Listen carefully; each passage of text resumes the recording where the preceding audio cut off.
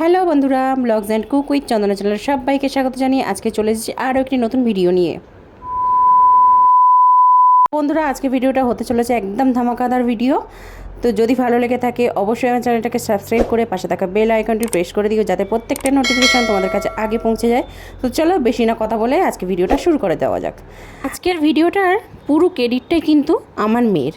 তার কারণ আজকে এই রোদের তাপমাত্রায় ওর চা বানানোর আইডিয়াটা ওর ছিল, আর পুরো ভিডিওটা নিজে বানিয়েছে, চাটাও নিজে বানিয়েছে।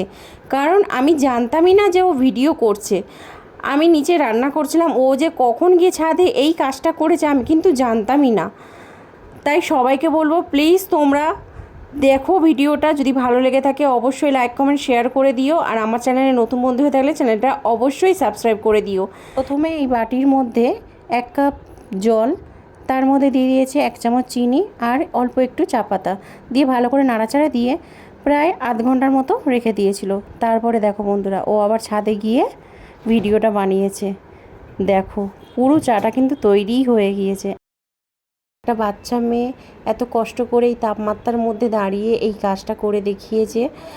ওর জন্য অবশ্যই তোমরা একটু বেশি বেশি করে লাইক এবং শেয়ার করো, যাতে সবাই একটু দেখতে পায়।